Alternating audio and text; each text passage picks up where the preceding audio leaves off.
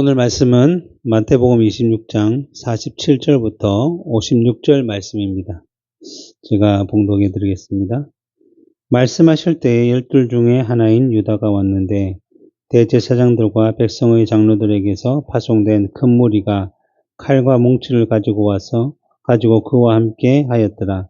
예수를 파는 자가 그들에게 군호를 짜 이르되 내가 입 맞추는 자가 그이니 그를 잡으라 한지라. 곧 예수께 나와 라삐여 안녕하시옵니까 하고 입을 맞추니 예수께서 이르시되 친구여 내가 무엇을 하려고 왔는지 행하라 하신대 이에 그들이 나와 예수께 손을 대어 잡는지라. 예수와 함께 있는 자 중에 하나가 손을 펴 칼을 빼어 대제사장의 종을 쳐 그 귀를 떨어뜨리니 이에 예수께서 이르시되 내 칼을 도로 칼집에 꽂으라. 칼을 가지는 자는 다 칼로 망하느니라. 너는 내가 아버지께 구하여 지금 12군단 더 되는 천사를 보내시게 할 수 없는 줄로 아느냐. 내가 만일 그렇게 하면 이런 일이 있으리라 한 성경이 어떻게 이루어지겠느냐 하시더라. 그때 예수께서 무리에게 말씀하시되 너희가 강도를 잡는 것 같이 칼과 몽치를 가지고 나를 잡으러 나왔느냐. 내가 날마다 성전에 앉아 가르쳤으되 너희가 나를 잡지 아니하였도다. 그러나 이렇게 된 것은 다 선지자들의 그를 이루려 함이니라 하시더라. 이에 제자들이 다 예수를 버리고 도망하니라. 아멘. 예수님께서 구원의 사역을 온전히 이루시기 위한 이 여정을 이제 때가 되어서 하시고 계시는 건데, 그 가운데 특별히 가룟 유다라고 불리는 예수님의 제자가 예수님을 배신하고 예수님을 대제사장들에게 돈을 받고 팔려는 계획을 가지고 있었음을 우리는 살펴보았습니다. 그러나 그러한 일들을 통해서 예수 그리스도의 구원의 사역의 계획이 틀어지거나 새롭게 변화되는 것이 아니었고, 이미 그러한 것들을 다 알고 계신 예수님께서는 그 일로 인해서 더 걱정하거나 두려워하지 아니하시고 오히려 자신이 져야 될 십자가의 그 사명에 대해서 굉장히 집중하셨습니다. 그래서 겟세마네 동산에서 제자들과 함께 기도하실 때에 정말 땀이 핏방울이 될 정도로 간절히 하나님께 기도하셨고, 그렇게 기도하신 것은 그 십자가를 지는 것이 단지 두려워서 그렇게 하신 것이 아니라 그 십자가를 져야 하는 그 이유와 목적이 바로 자기 백성들의 모든 죄를 다 짊어지고 우리가 받아야 할 심판과 저주와 형벌을 사하기 위한 그 놀라운 사역을 온전히 혼자 감당하셔야 하는 것임을 우리에게 보여주고 있으며, 그러한 가운데 특별히 하나님으로부터 버림을 받아 정말 하나님과 떨어지는 이러한 고통까지, 고난까지 당하셔야 했기 때문에 그것을 우리에게 가르쳐 주시고 보여주시고자 이러한 기도의 내용들을 보여주셨고, 하지만 예수님께서 이 져야 될 그 고난의 잔을 아버지께 피할 수 있으면 피해달라고 말씀하셨지만 결국에는 나의 원대로 마옵시고 아버지의 원대로 하옵소서라는 기도의 내용을 통해서 우리의 모든 기도가 우리의 실제적인 삶과 우리의 모든 내용들을 주께 고백할 수 있겠지만 결국에는 하나님의 뜻에 순종하며 하나님의 뜻이 이루어지는 것이 가장 복된 길이며 하나님의 영광을 위한 길임을 말씀해 주심으로 말미암아 주께서는 여전히 작정된 그 선지자들이 미리 예언한 그 길로 가시게 된 것입니다.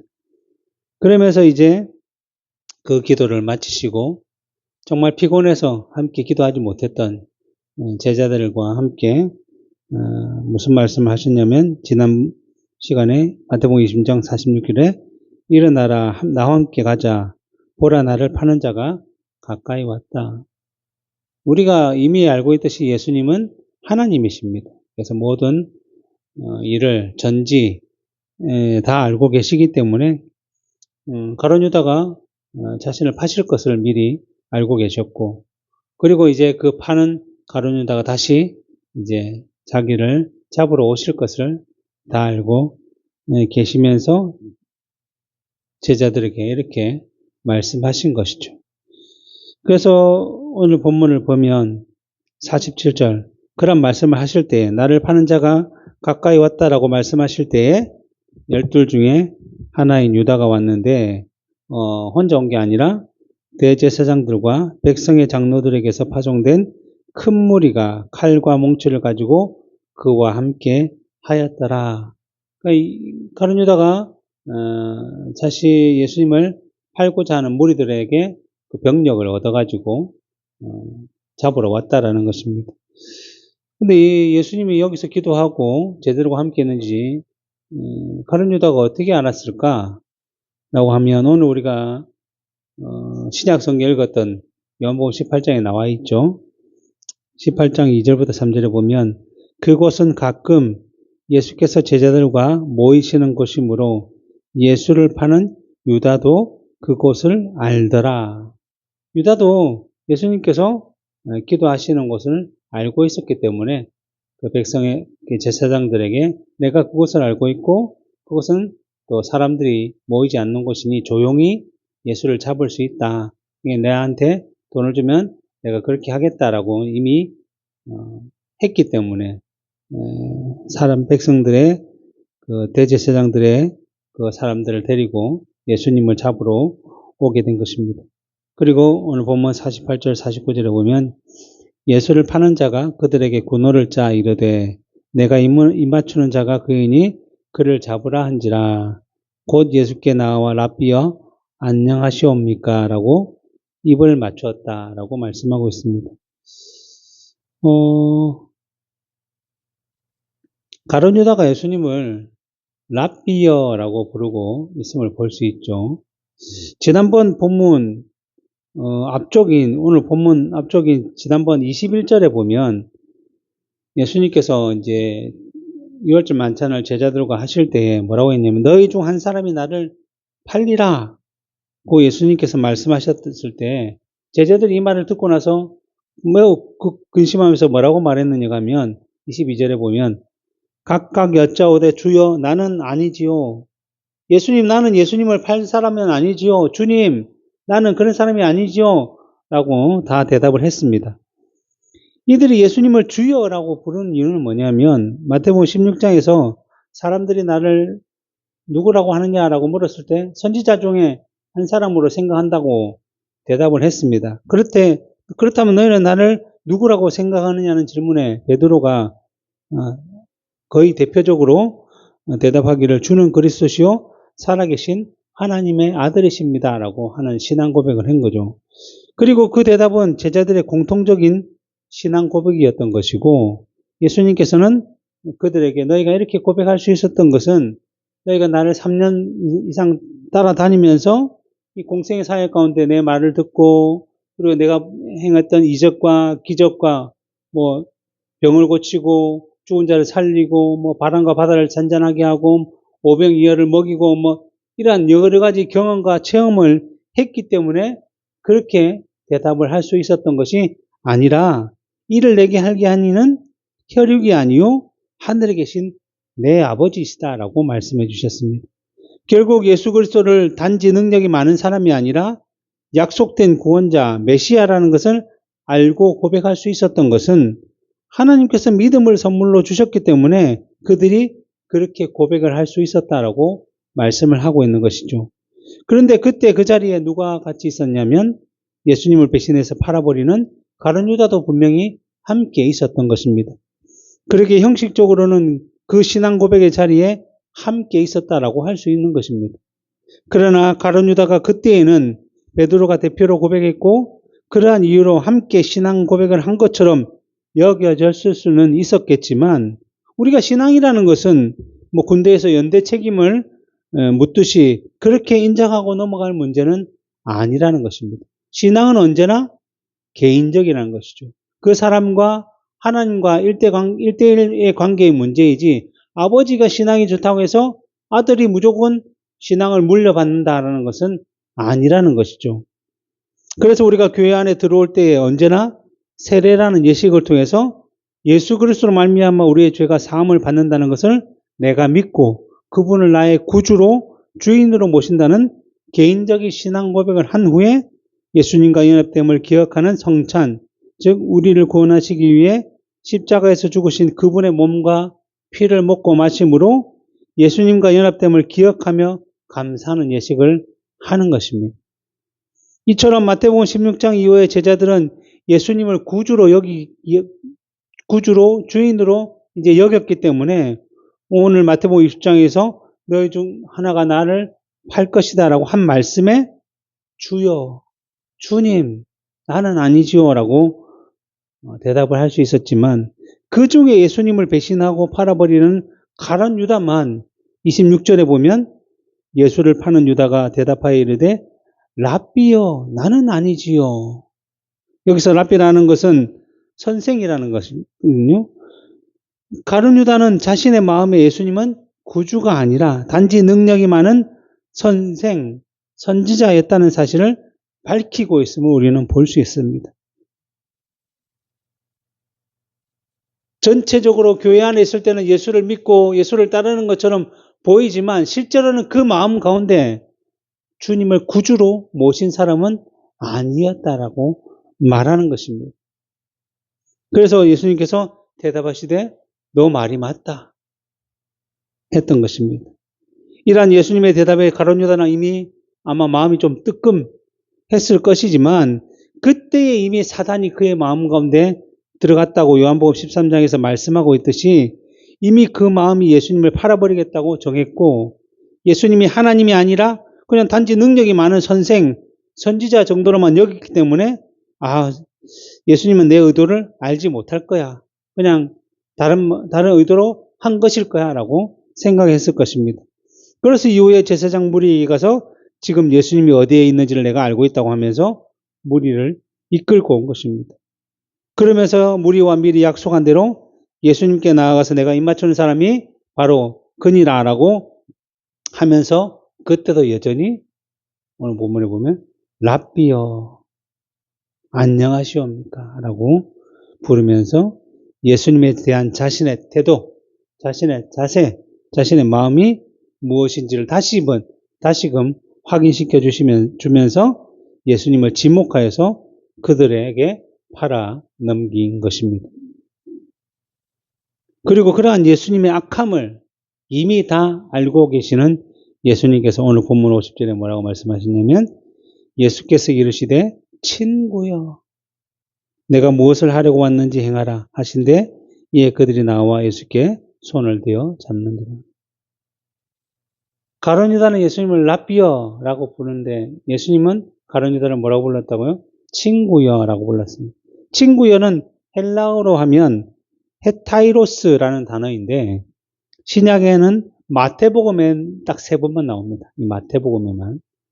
그래서 첫 번째 나오는 게 마태복음 20장 11절부터 14절인데 읽어보면 이 내용이 뭐냐면 우리가 잘 알고 있듯이 그 포도 농부의 주인이 밖에 나가 이제 사람들을 구할 때 종호가 훨씬 지나서 이 일자리를 못 찾는 사람들 중에서 이제 사람을 하나씩 데리고 오는데 아침부터 온 사람이 있고 그리고 점심때 나가서 온 사람이 있고 저녁에 마칠 때쯤 돼서 또 다시 데리고 온 사람들이 있다는 거죠. 이제 그들이 다 일을 끝나고 저녁에 이제 급여를 받는데 일당을 받는데 일당은 너와 나와 한 데나리온으로 내 농장에서 일하겠느냐라고 처음에 다 그렇게 시작해서 다 들어왔던 것이죠.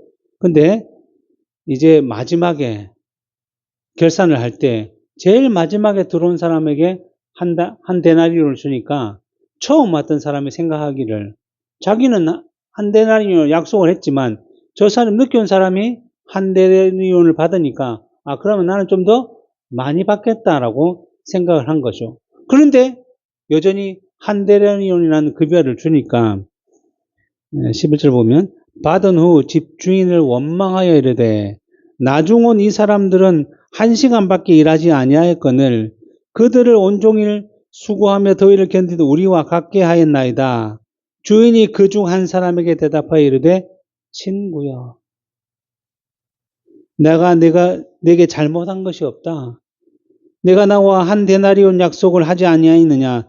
내 것이나 가지고 가라. 나중 온 이 사람에게 너와 같이 주는 것은 내 뜻이다. 그러니까 하나님의 뜻을 부인하고 부정하고 원망하고 불평했던 사람을 뭐라고 불렀냐면 친구야라고 불렀던 거예요. 또 마태복음 22장에 보면 우리가 무슨 내용이 나오냐면 혼인잔치에 초청하는 그런 사건이 나오죠. 그래서 미리 그 예식에 오겠다고 한 사람들에게 종을 보내서 이제 예식 시간이 됐으니까 니네들 와라 이러니까 뭐라고 얘기냐면 나는 소를 샀고 나는 결혼해야 되고 나는 일이 바쁘니 못 가겠다 라고 말하자 이제 그 혼인잔치 주인이 그러면 밖에 막 사방에 나가가지고 모든 사람을 데리고 와라. 그래서 종들이 나가서 많은 사람을 데리고 와가지고 혼인잔치가 이렇게 많은 사람들이 모여서 풍성하게 열렸는데 그때의 임금이 그 예식을 보러 온 사건이죠. 자, 11절부터 보면 임금이 손님들을 보러 들어올 새 가서 예복 입지 않은 한 사람을 보고 결혼잔치, 혼인잔치에 다 예복을 나눠줬는데 그 예복을 입지 않은 한 사람이 있었는데 그 사람을 보고 이르되 뭐라고 올리냐면 친구여 어찌하여 예복을 입지 않고 여기에 들어왔느냐 하니 그가 아무 말도 못하거늘 임금이 사환들에게 말하되 그 손발을 묶어 바깥 어두운 데에 내던지라 거기서 슬피 울며 이를 갈게 되리라. 예복을 입지 않고 그 혼인잔치 자리에서 쫓겨남을 당한 사람에게 뭐라고 올렸냐면 친구야. 지금 가룟 유다가 바로 이와 같은 자로 있다는 것을 알려주고 있는 것입니다. 조금 전에도 말씀드렸지만 가룟 유다는 예수님의 12제자 중에 한 사람이었습니다. 누구보다도 예수님의 가까이서 따르던 사람이었죠. 그래서 공생의 사역을 함께 다니면서 늘 말씀도 듣고 놀라운 기적도 체험했고 또 자신도 예수님의 보내심을 받아 복음을 전하는 가운데 이적과 기적을 베풀었던 사람이기도 했던 것입니다. 그래서 마태복음 10장에 보면 예수께서 그의 12제자를 부르사 더러운 귀신을 쫓아내며 모든 병과 모든 악한 것을 고치는 권능을 주었다. 이 권능을 받고 행했던 사람이 누구냐면 바로 가룟 유다였습니다. 그러나 가룟 유다는 비록 예수님의 12제자였지만 이런 놀라운 능력까지 권능까지 행하였던 사람이었지만 청함을 받았지만 택함을 받지 못한 사람이었다는 것입니다. 그래서 히브리서 6장 4절부터 6절에 뭐라고 되어 있냐면 한 번 빛을 받고 하늘의 은사를 맛보고 성령에 참여한 바 되고 하나님의 선한 말씀과 내세의 능력의 맛을 보고도 타락한 자들은 다시 새롭게 하여 회개할 수 없다. 대표적으로 누구죠? 바로 이 가룟 유다를 얘기하는 것입니다.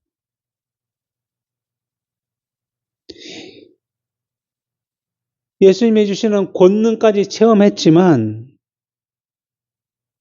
그는 진실되고 참된 체험이 아니었던 것이죠. 경건을 이익의 방도로만 생각했던 그러한 체험을 한 것입니다. 예수님께서 분명히 교회 안에 알곡과 가라지가 존재한다고 하신 말씀처럼 이 가룟 유다는 마치 알곡을 품고 있는 곡식을 모양을 하고 있었지만 그 안에는 실제로는 알곡이 없고 공갈빵처럼 외적인 모양만 가지고 있었던 것입니다. 나무의 잎사귀는 풍성한데 가까이 가보니 그 나무의 열매가 하나도 없었던 저주받은 그 무화과 나무처럼 이 가룟 유다의 모습은 그러한 모습이었다는 것입니다. 그러니까 혼인잔치에 들어왔지만 예복을 입지 않았던 것이고 그래서 결국 어떻게 됐습니까? 손발이 묶여서 바깥 어두운데 내던져져서 거기서 슬피 울며 이를 갈게 되는 그러한 결과를 초래했던 것입니다. 그래서 시편 41편 9절에 이렇게 말씀이 되어 있죠. 내가 신뢰하여 내 떡을 나눠 먹던 나의 가까운 친구도 나를 대적하여 그의 발꿈치를 들었나이다 라고 한 말씀이 바로 이 가룟 유다를 예언한 말씀이고 이제 그 말씀의 성취가 친구라고 불리는 가룟 유다에게서 나타나게 된 것입니다.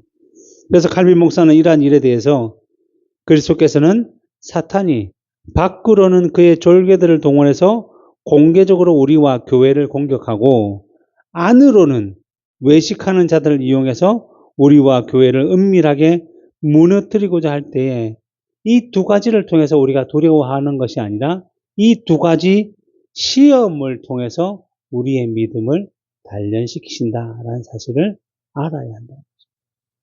밖에서 우리 교회를 공격하고 비난하고 또 때로는 안에서 우리 같은 편인 줄 알았는데 도리어 우리를 더 넘어지게 만드는 자들이 있다고 해서 우리가 걱정하고 두려워할 필요 없고 이러한 일들을 통해서 무슨 일을 하시냐면 하나님은 자기 백성을 더 단련시키고 훈련시키고 더 하나님을 의지하게 만든다. 더 의지하게 만들고 계시다라고 하는 것입니다. 그러기에 우리는 언제나 내가 그러한 자리에 서 있는 자는 아닌지 늘 깨어 기도하며 분별하며 내 신앙은 언제나 알곡으로 참된 알고로서의 신앙인지를 점검해야 하는 것입니다. 그리고 오늘 본문 51절에 예수와 함께 있던 자 중 하나가 손을 펴 칼을 빼어 대제사장의 종을 쳐 그 귀를 떨어뜨렸다라고 말씀하고 있습니다.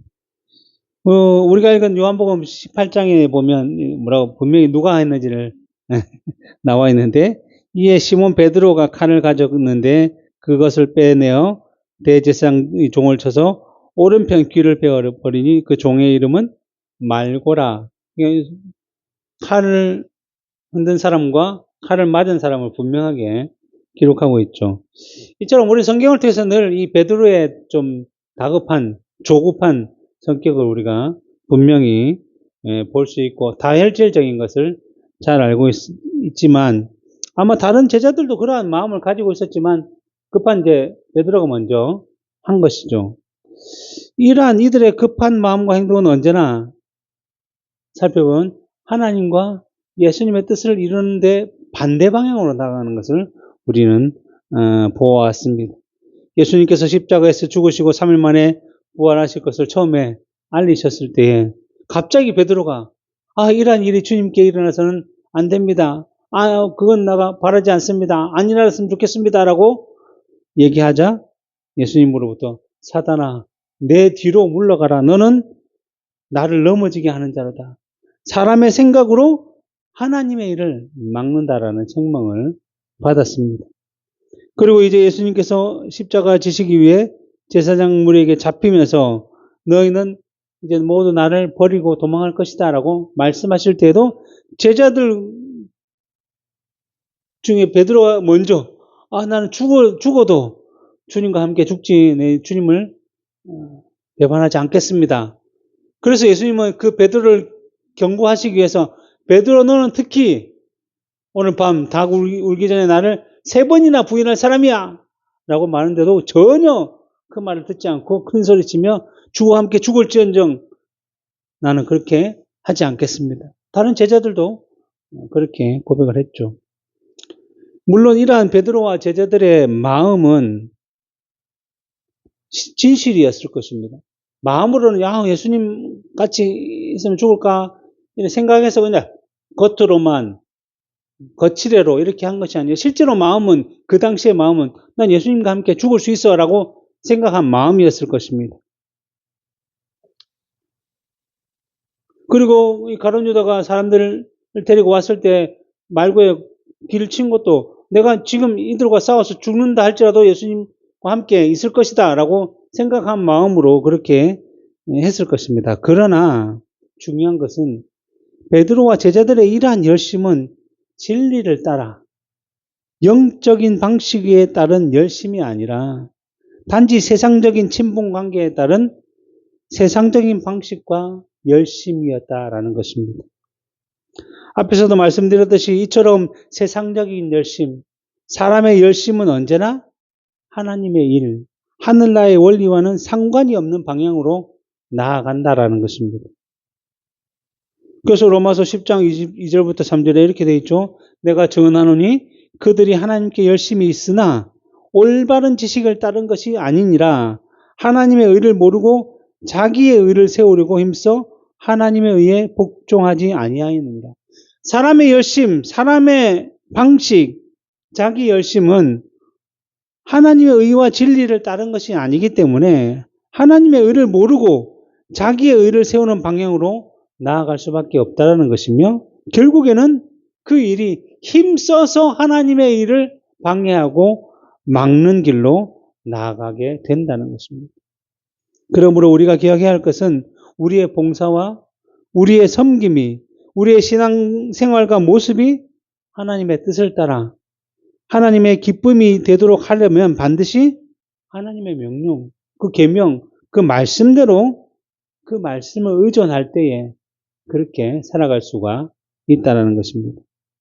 그래서 우리가 지난 오후 교리 공부 시간에 하나님의 말씀이 무엇이냐라고 물을 때 하나님의 말씀은 신구약 성경인데 우리의 신앙과 삶의 유일한 규범이다라고 말씀합니다.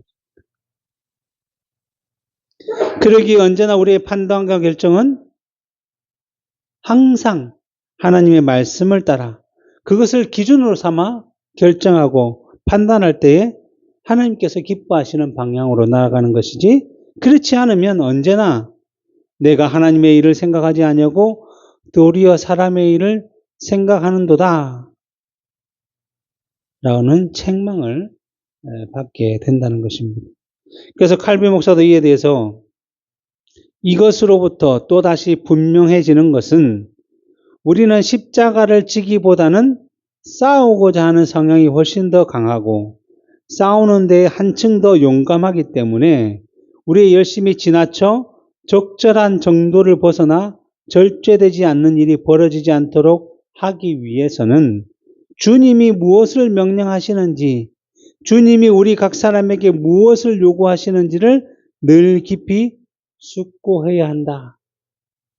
그렇지 않으면 늘 하나님의 뜻과는 상관없는 길로 나아가게 된다라고 말씀하고 있습니다. 그래서 예수님께서 이러한 의도를 다 아시고 오늘 본문 52절 54절에 이에 예수께서 이르시되 내 칼을 도로 칼집에 꽂으라. 칼을 가지는 자는 다 칼로 망하니라. 이 칼로는 하나님의 일을 이룰 수 없다. 칼이 뭐예요? 세상적인 방법, 세상적인 열심, 세상의 어떤 것으로도 하나님의 뜻을 이룰 수 있는 것은 없다. 우리가 믿음의 사람, 영적인 사람이라고나 한다면 언제나 영적인 일에 집중해야 되고 언제나 하나님의 백성이기 때문에 하나님의 말씀이 우선적인 그러한 모습, 행동, 자세가 있어야 한다라고 말씀하고 있습니다. 그러면서 뭐라고 얘기했죠? 너는 내가 내 아버지께 구하여 지금 12군단 되는 천사를 내게 보내시게 할 수 없는 줄 아느냐? 내가 힘으로 한다고 했다면 하나님을 통해서 그 막 수만 명, 수십만 명 되는 천사를 보내서 이 사람들을 그냥 쓸어버릴 수 없기 때문에 내가 그런 줄 아느냐? 내가 힘이 없어서 이렇게 잡혀가는 줄 아느냐라고 말하는 거죠. 우리가 알고 있듯이 그 이사야서에 보면 히스기야가 왕일 때 남유다를 아수르 군사가 공격할 때 그때 군사가 18만 5천 명이나 되었어요.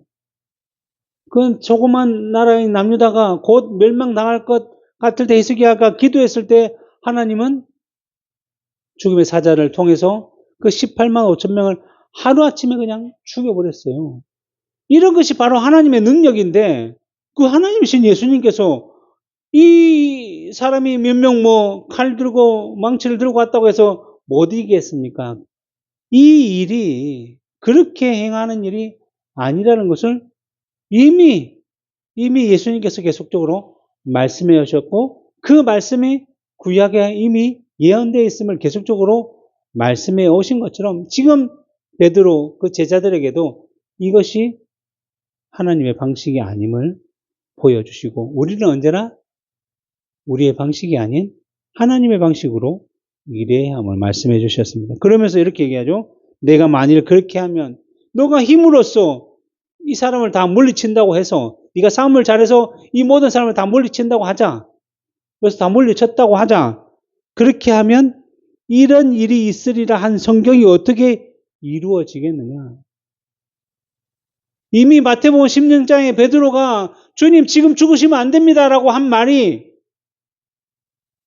예수님을 넘어지게 하고 예수님이 죽지 않으시면 자기 백성들의 죄를 모두 지시고 그들을 구원하실 그 모든 일이 다 막히게 되는, 그러면 이 일이 이루어지게 하라고 한 성경이 어떻게 이루어지겠느냐 하는 말이 이미 이전에도 나왔지만 여전히 믿음이 연약한 베드로, 그 제자들, 여전히 세상과 연합되어 있어서 세상의 방식으로 나아가고자 했던 이 제자들의 마음이 아직도 주께서 원하시는 그 믿음의 분량에 이르지 못했다라고 말씀하고 있는 것이죠.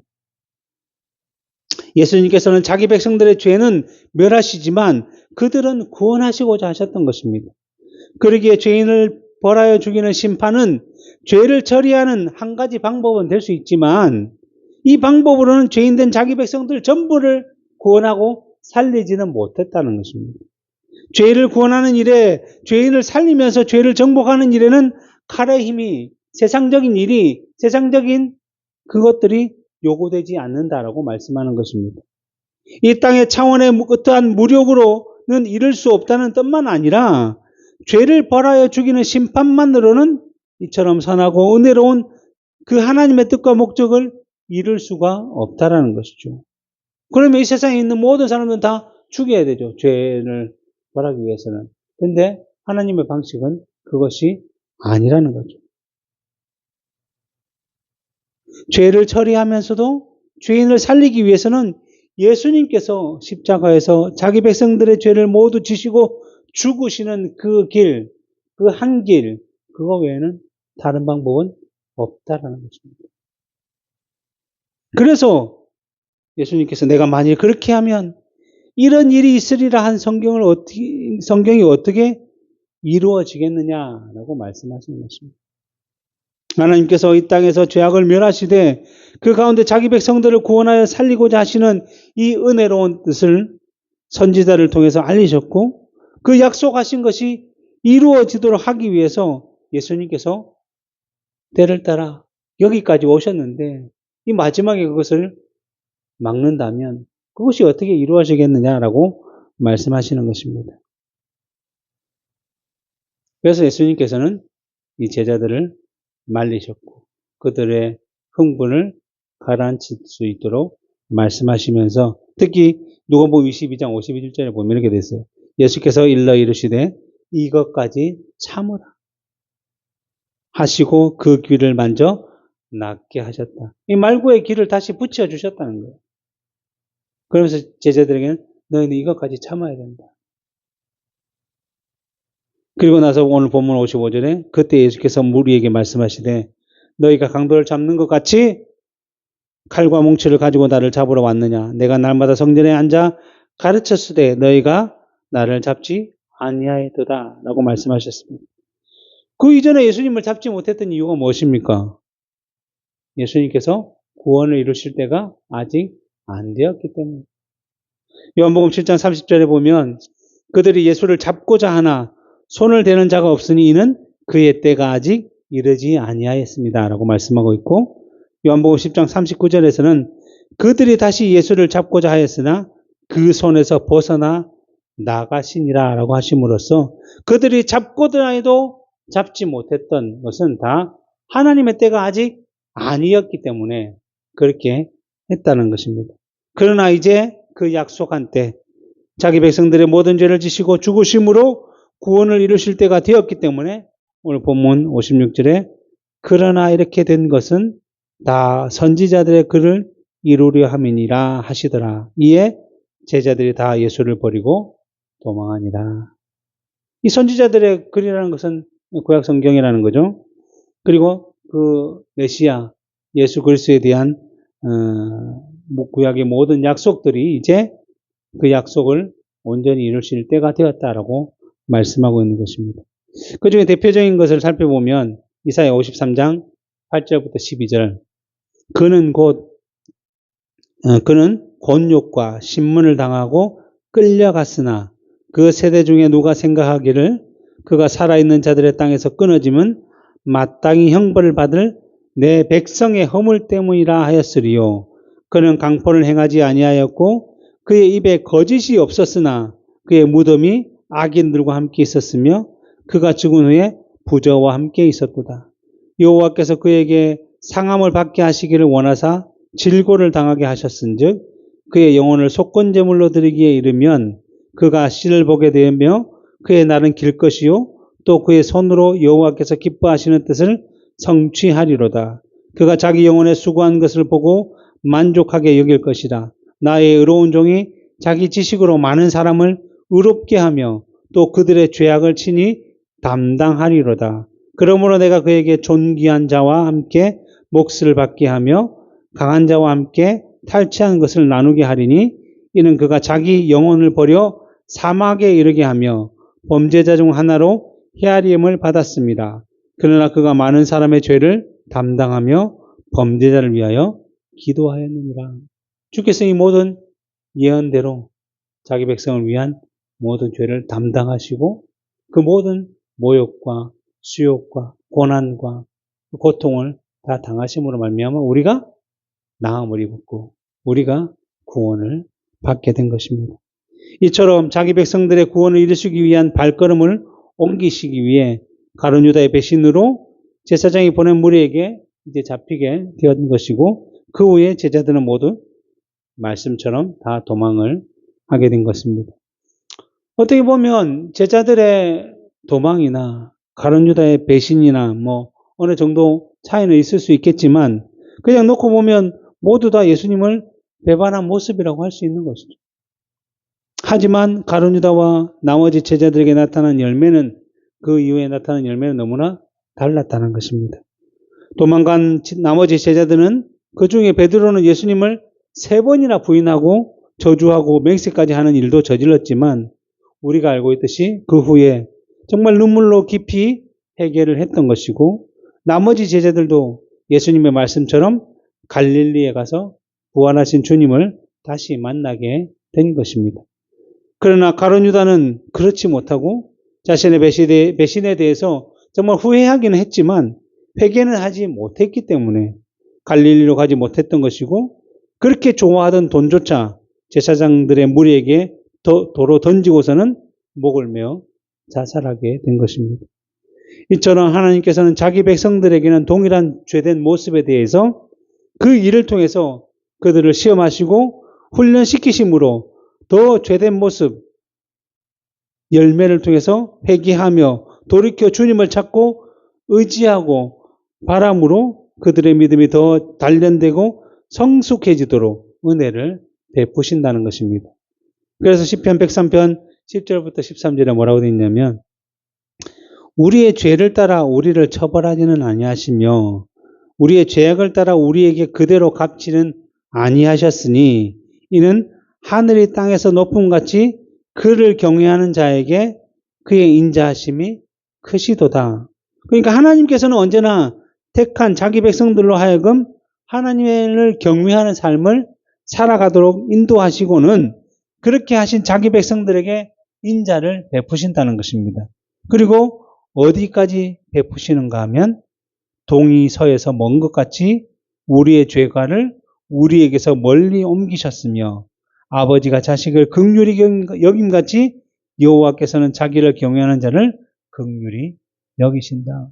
우리도 똑같이 죄인이지만 하나님은 우리의 죄를 동이 서에서 먼 것처럼 동은 서와 결코 만날 수 없는 그러한 것처럼 우리의 죄를 기억지 아니하신다라고 말씀하고 있는 것입니다. 그러나 반대로 하나님의 백성이 아닌 자들, 유기자들에게는 그들의 죄에 대해서 인자와 긍휼을 베푸시지 아니하시고 그들의 죄에 대해서 간과하심으로 내버려 두심으로 그들이 저지른 죄로 말미암아 그들에게 합당한 심판과 멸망과 저주와 열매를 맺도록 특히 죄를 죄로 벌하시는 공의의 형벌을 베푸신다는 것입니다.